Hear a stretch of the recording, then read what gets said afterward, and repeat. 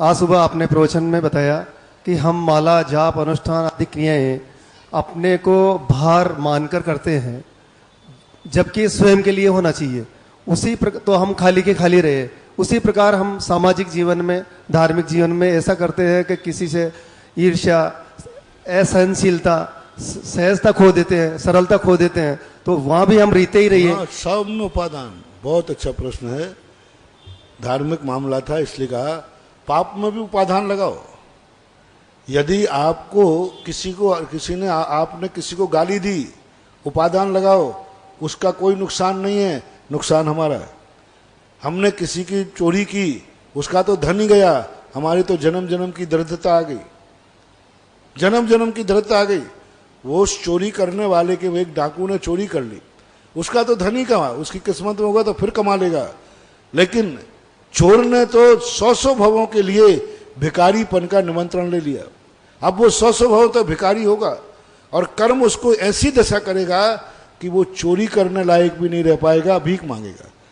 तो हमने सामने वाले को नहीं लूटा है, हम 100 भवों के लिए स्वयं लुट गए हैं। तो हर ईर्षा में, पाप में, क्रोध में, सब में हम दूसरे का कुछ बिगाड़ सकते नहीं। लगता है कि हमने इसका बिगाड़ दिया, सत्य यह है कि मैंने अपने खुद का बिगाड़ कर लिया। जब कोई गाली देता है तो कान में बाद में जाएगी, पहले तो मुंह बिगड़ेगा। मुंह से पहले निकलेगी, कान में पहले जाएगी। मुंह से पहले निकलेगा तो पहले तो अपना मुंह बिगड़ेगा, मुंह खराब होगा, बाद में उसे कान में जाएगी। और सामने वाले का अहित हो या ना हो, स्वयं का अहित तो होता है। सब में लगाना, ये जो निमित्त उपादान की चर्चाएं आपकी केकड़ी में जो चली हैं, इनको सब पुण्य और पाप में सब में लगाना। हर दृष्टि में उपादान दृष्टि लाओ। उपादान दृष्टि वाला गाली दे ही नहीं पाएगा, उपादान दृष्टि वाला कभी ईर्षा कर ही नहीं पाएगा, उपादान दृष्टि वाले को कभी ईर्षा भाव नहीं आएगा। कितना भी किसी की प्रशंसा हो जाए, कितना भी किसी का सम्मान हो जाए, उसके मन में किंचित मात्र भी ईर्षा नहीं आएगी। अक्सर कर लोग क्या करते हैं, स्वयं की प्रशंसा होवे या नहीं होवे, लेकिन दूसरे की प्रशंसा हो गया तो मिर्ची लग जाती, आग लगती, आग। हाँ, एक सबसे बड़ी जिंदगी का वीक पॉइंट है। सबसे बड़ा कमजोर व्यक्ति कौन? कितनी बड़ा मुनि बन जाए, कितनी बड़ा ज्ञानी बन जाए, कितनी बड़ा धनवान बन जाए, सबसे बड़ा वीक पॉइंट पापी कौन? कि वो दूसरे की प्रशंसा सुन सकता है या नहीं। कितने लोग हैं जो स्वयं सम्मान नहीं चाहते, लेकिन दूसरे के सम्मान से ऐतराज है। एक व्यक्ति था, सम्मान समारोह था, तो उसमें सम्मान हो रहा था, झगड़ा करे, इसका क्यों सम्मान हुआ, ये सम्मान के लायक नहीं है, गलत है। तो मैंने कहा भैया अब वो तो हो ही गया, तू हल्ला मत कर, मैं तेरा सम्मान मैं करवा देता हूं। बोले नहीं, मैं तो माला पहनूंगा नहीं, मेरा तो त्याग है। यथार्थ घटना राजस्थान की है। मैं तो माला पहनूंगा नहीं, मेरा तो माला का त्याग है। लेकिन इसको माला क्यों पहनाई गई? मैंने कहा तुम उस मानी से भी जहां मानी हो, तुम्हारा पतन निश्चित है। जिंदगी में माला मत फेरना, तुम दूसरे की माला पे ऐतराज है। अक्सर कर अपनी जिंदगी में महानुभाव, सबसे मेरा कहना है, यदि दूसरे की प्रशंसा सुनते ही तुम्हें यह भाव आ जाए, इसकी प्रशंसा क्यों हो रही है, इसकी निंदा कैसे कराऊं? महाराज जी तुम नहीं जानते इसकी कुंडली। अब महाराज के पास पर्ची भेजो, महाराज इसकी कुंडली देखना, लोगों की आदत होती है। मैं समझ देता हूं ये सबसे निकृष्ट आदमी है। कभी भी दूसरे की अपनी प्रशंसा सुनो या ना सुनो, दूसरे का सम्मान झूठा भी हो, गलत भी हो रहा हो, इसके पुण्य का उदय है, हो रहा है। इसने जरूर कोई पुण्य उदय किया होगा, तब तो इसको झूठी माला मिल गई। लेकिन सहन नहीं होती लोगों को। जिंदगी का सबसे बड़ा वीक पॉइंट है, व्यक्ति सम्मान चाहे या नहीं चाहे, दूसरे की प्रशंसा सुनकर तुम्हें कैसा लग रहा है। मैं तो सदा कहता हूं, हमारे तो ऐसे रहते हैं।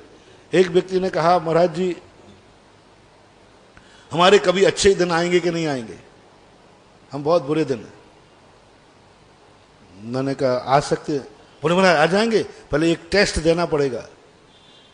तुम क्या किससे बोले महाराज हम बहुत गरीब हैं। अब मेरी कभी गरीबी जाएगी मैंने कहा चली जाएगी। ये बताओ अमीर को देख के कैसा लगता है? अमीर को देख के कैसा लगता है? मैंने कहा आ जाएगा। बोले महाराज अमीर को देख के आग लगती है, ऐसे लगता है इसे मकान में आग लगा दूं। अमीरों को देख के मुझे बहुत कुड़न होती है। मैंने कहा जाओ 100 जन्म तक तुम कभी अमीर नहीं बनोगे। और यदि तुम्हें ये लगता है अमीर को देख करके ओहो ये जन्म जन्म का पुण्यात्मा है, इसने जरूर पूर्व भाव में दान दिए होंगे तभी तो ये आज अमीर है, अमीर को देख के जय जिनेंद्र कर लो, 6 महीने में गरीबी अमीर में बदल जाएगी, अच्छे दिन आना शुरू हो जाएंगे। अमीर को जय जिनेंद्र करो। अमीर तुम भी बनना चाह रहे हो और अमीर से ही तुम जलते हो। अमीर को जय जिनेंद्र करो। धन्य है दाता। फैल वाले विद्यार्थी को मैंने 50 विद्यार्थियों को अच्छे नंबर दिलवाए। महाराज जी मेरे नंबर नहीं आते अच्छे। मैंने कहा जिसके अच्छे नंबर आते हैं उसको देख के कैसा लगता है? महाराज जी बहुत बुरा लगता है। मैंने कहा बेटा इंग्लिश आर्ट सप्लीमेंट्री क्या करें? हमने कहा उसको जिसके अच्छे नंबर आए सुबह उठकर उसको जय जिनेंद्र शुरू करो, शाम को हो जाए तो जय जिनेंद्र करो, और हो सके तो उसके पैर छुओ। धन्य है, वही क्लास में आप हैं, वही पे मैं हूं। आपने बहुत बड़ा ज्ञान का छोप सम दिया। उस साल उसके नंबर बढ़ गए और आगे बढ़ते बढ़ते जो तीसरे नंबर पर था वो पहले नंबर पर आ गया। मां जय जिनेंद्र करने अंदर से। इसलिए महानुभाव सबसे मेरा कहना है दूसरों की प्रशंसा सुनने की आदत डालो। क्यों अपना पाप कर्म मानते हो?